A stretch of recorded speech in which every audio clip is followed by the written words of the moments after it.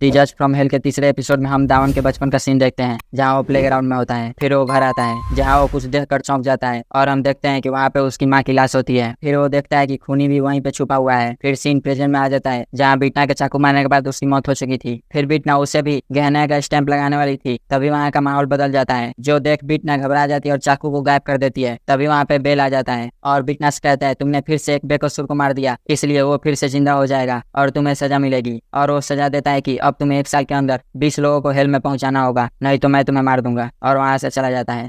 फिर हम देखते हैं दावन फिर से जिंदा हो जाता है जहाँ वो ये देखकर चौंक जाता है और हम देखते हैं कि उसके घाव भी खुद ब खुद हील हो जाते हैं। नेक्स्ट सीन में हम देखते हैं कि दावन बीटना को लेकर पुलिस स्टेशन आया होता है जहाँ टीम लीडर सोयोंग दावन की अल्कोहल लेवल चेक कर रही होती है अल्कोहल मीटर से, जहाँ वो पूरा हाई होता है। और पूरे टीम को ये देखकर उसकी बातों पर विश्वास नहीं होता कि इसने कहा था बीटना ने इसे मार दिया और ये फिर से जिंदा हो गया है। फिर सोयोंग बीटना से माफी मांगती है और उसे जाने देती हैं। अब बीटना हंसते हुए वहां से निकल जाती है। फिर हम बीटना और मांडो को एक रेस्टोरेंट में देखते हैं जहां मांडो की हालत खराब हो गई थी ये सुनकर कि अब उन्हें 20 लोगों को हेल में भेजना है। तभी वहाँ एक वेटर कोला लेकर आती है तो बीटना वेटर से मांडो को फ्राई करने का पूछती है। वेटर भी इससे पूछती है कि आप इसे पैक करना चाहेंगी और वहां से चली जाती है। तभी वो बीटना पे चाकू रख कर कहती है हम लोग एक दूसरे को जानते हैं ना, जो मर चुका है और हेल में था अभी यहाँ क्या कर रहा है। तो बीटना कहती है तुम कौन हो। तो वेटर कहती है तुम्हारी वजह से मुझे सजा मिली है और खुद को ग्रेमरी बताती है। ग्रेमरी फेक हेल की वार्डन है और इसी की वजह से बीटना जस्टिया के हेल में चली गई थी। तब मांडो ग्रेमरी को इशारों में बताता है कि ये बीटना नहीं जस्टिया है। जो सुन ग्रेमरी बहुत खुश हो जाती है क्योंकि वो जस्टिया की फैन है और जस्टिया को बाव करती है। फिर हम उन तीनों को छत पे देखते हैं जहाँ ग्रेमरी बेल को गाली दे रही थी कि उसने अपनी ताकत यूज करके हमें यहाँ भेज दिया।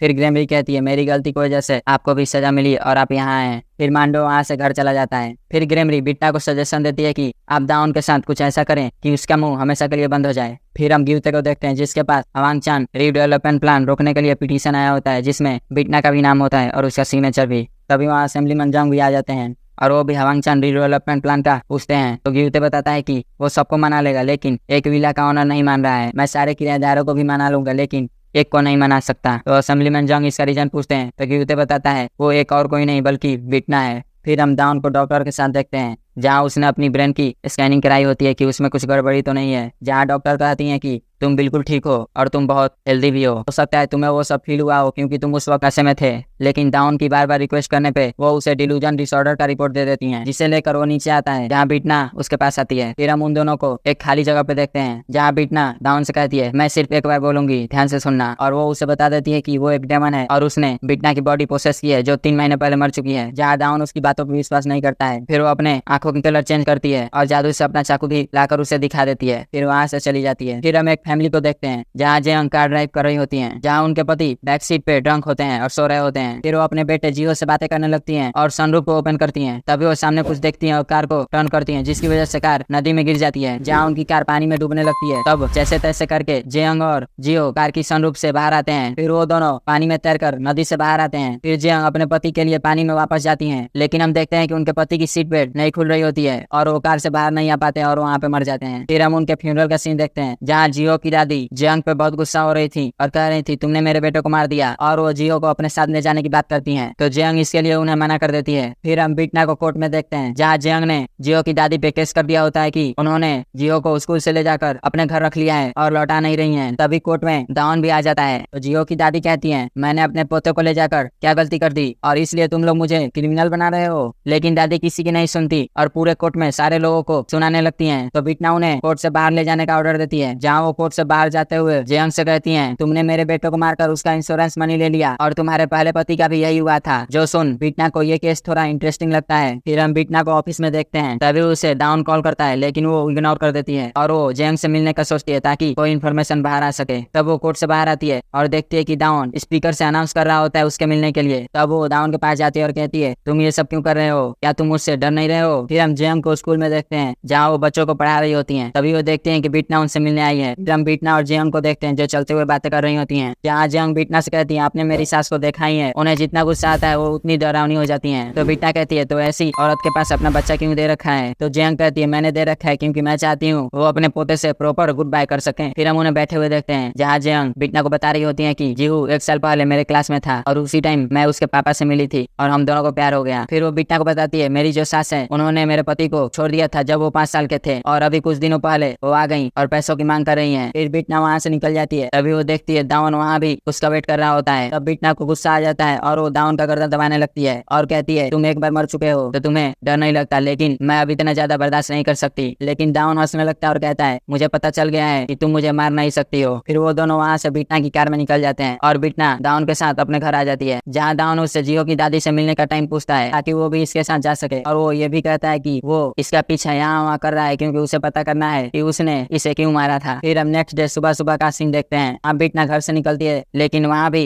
दावन उसका वेट कर रहा होता है। फिर वो दोनों एक साथ दावन की कार में वहाँ निकल जाते हैं। फिर हम देखते हैं कि वो लोग दादी के गाँव में आ जाते हैं जहाँ दादी रहती है। फिर वो दोनों दादी के रेस्टोरेंट में आते हैं। दादी कहती है आप लोग यहाँ क्या कर रहे हैं, मुझे अरेस्ट करने आए हैं? तो बीटना कहती है नहीं, हम लोगों को कुछ इन्फॉर्मेशन चाहिए। फिर बीटना जियो के बारे में पूछती है तो दादी कहती है वो अनाथालय में है, आप लोगों ने कहा मैं उसको पाल नहीं सकती इसलिए। तो बीटना कहती है आपने अपने बेटे और पोते दोनों को छोड़ दिया, लेकिन मैं ऐसा देखना चाहती हूँ। फिर वो लोग वहाँ से निकल जाते हैं। फिर हम उन्हें दादी के घर पे देखते हैं जहाँ दावन वहाँ का लॉक खोलता है। तभी दरवाजे के पास घंटी लगी थी जो बज जाती है, जो सुन दावन बहुत घबरा जाता है और डर जाता है क्योंकि बचपन में इसके घर पे भी एक घंटी लगी थी जिसमें इसके पेरेंट्स की मौत हो गई थी। तब बीटना उसे साइड कर खुद ही अंदर चल जाती है जहाँ उन्हें अलमारी के अंदर छुपा हुआ जियो मिल जाता है। फिर हम दादी और उन दोनों को देखते हैं जहाँ वो बातें कर रहे होते हैं, जहाँ दादी उन्हें बताती है कि उसने सिर्फ जियो को छुपा रहने को कहा था ताकि तुम दोनों उसे ना ले जा पाओ, जहाँ जियो दरवाजे से उनकी बातें सुन रहा होता है। फिर बीटना कहती है मैं यहाँ जियो के लिए नहीं आई हूँ। तो दादी चिल्लाते हुए कहती है तब यहाँ क्या करने आई हो? तब बीटना कहती है आपने कोर्ट में बोला था जियांग ने अपने पहले पति और आपके बेटे को इंश्योरेंस पैसों के लिए मार दिया, उससे रिलेटेड आपके पास कोई सबूत है जो आपने पुलिस को नहीं दिया? तो दादी कहती है मेरे पास सबूत है, मैंने उसे अपने बेटे के फ्यूनरल में दूसरे आदमी के साथ गुलछड़े उड़ाते हुए देखा है और 3 दिन बाद उसने तो हद कर दी, खुद कहीं चली गई थी और जियो के लिए कुछ पैसे देकर और खाना ऑर्डर करके अकेले छोड़ दी थी। तो बीटना कहती है ये आपका सबूत है और हंसने लगती है। फिर बीटना दावन से कहती है तुम्हें अगर यहाँ रहना है तो रहो, मैं यहाँ से जा रही हूँ। फिर हम बीटना और जियो को नाव पे देखते हैं जहाँ बीटना जियो से पूछती है तुम्हारी दादी को इतना गुस्सा क्यों आता है? तो जियो कहता है मेरी दादी बहुत दयालु है। फिर वो बीटना से पूछता है आपने बोला था सबूत के लिए जो प्रूफ कर पाए कि मेरी सौतेली माँ ने मेरे पापा को मारा है, अगर वो सबूत हो तो सौतेली माँ के साथ क्या होगा? तो बीटना कहती है उन्हें उनकी गलतियों की सजा मिलेगी। फिर वो बीटना से उसकी ड्राइंग देखने को कहता है। फिर हम देखते हैं कि वो जियो की ड्राइंग देख रही होती है और खुश होती है। तभी वो कोई ड्राइंग देखती है और फेस रिएक्शन बदल लेती है। फिर वो जियो को ड्राइंग में जो था वो खुद के साथ ट्राई करने को कहती है। फिर हम दादी और दावन को देखते हैं जहाँ दादी दावन से कह रही होती है कि मुझे इंश्योरेंस मनी का कोई लालच नहीं है, लेकिन मैं उस कुतिया से डरती हूँ, वो पैसों के भूखी है और मेरे बच्चों को कुछ कर देगी। फिर हम देखते हैं दावन जियो के रूम में आता है जहाँ जियो बीटना को पिलो से दबा रहा होता है। तो बीटना कहती है ये करने को मैंने इससे कहा था और जियो की ड्राइंग को दिखाते हुए कहती है जियो मुझे बताओ इस दिन क्या हुआ था? जहाँ जियो बताता है कि मेरी सौतेली माँ ने ही कार की सीट बेल्ट पे सुपर ग्लू लगा दिया था जिसकी वजह से सीट बेल्ट नहीं खुला और पापा की मौत हो गई। फिर हम दावन और बीटना को देखते हैं जहाँ दावन बीटना से कह रहा होता है कि मैं उस बच्चे के लिए सब कुछ करने के लिए तैयार हूँ, लेकिन कोई भी उसका विश्वास नहीं करेगा क्योंकि बच्चों की बात कोई नहीं मानता है। तो बीटना कहती है मैं मानूंगी, मुझे बच्चों की बातें मंजूर हैं, बच्चों के अंदर कोई भी गंदगी नहीं होती है तो वो सच ही बोलते हैं। जो सुन दावन रोने लगता है क्योंकि उसके बचपन में उसकी कोई भी बात नहीं सुनी गई थी और ये देख बीटना को कुछ फील होता है, लेकिन वो वहाँ से चली जाती है। फिर हम बीटना को कोर्ट में देखते हैं जहाँ वो इस सुनवाई की डिसीजन बताती है, जहाँ वो इस केस को कैंसिल कर देती है और वो जियो की दादी और सौतेली माँ को कहती है आप दोनों को आपस में बातें करनी होंगी ताकि जियो सुरक्षित रहे। फिर हम जियो की दादी को देखते हैं जो जिनसेंग पीकर गिर जाती है। फिर हम जेयंग और जियो को देखते हैं जहाँ जेयंग ड्राइव कर रही होती है और जियो से कह रही होती है तुमने मेरी बात क्यों नहीं सुनी और झूठ बोला जिसके लिए तुम्हें सजा मिलेगी। फिर हम बीटना को देखते हैं जो रेडी हो रही थी। फिर हम जेयंग को देखते हैं जो बाथटब में पानी भर रही होती है और जियो को कह रही होती है कि मुझे देखना है तुम इस टब में कितनी देर अपनी सांसें रोक सकते हो। जहाँ जियो बहुत डरा हुआ होता है। इधर बीटना जियो का नाम मिरर पे लिखती है और लाइव देखती है वहाँ पे क्या हो रहा है। फिर हम जियांग को रोड पे देखते हैं तभी उसके पास बीटना आती है। तो जियांग कहती है आप यहाँ क्या कर रही हैं? तो बीटना जादू से अपना चाकू अपने हाथ में लाती है जिसे देख जियांग डर जाती है। तब बीटना जियो के बारे में पूछती है तो जियांग कहती है वो घर पे सो रहा है। तो बीटना कहती है झूठ बोलना अच्छी बात नहीं है और उसके लिए सजा मिलती है। फिर उसे मारने के लिए अपना चाकू उठाती है और यहीं पे ये एपिसोड समाप्त हो जाता है। मिलते हैं नेक्स्ट एपिसोड में। अगर एक्सपीरियंस आप पसंद आए तो चैनल को सब्सक्राइब और वीडियो को लाइक करें।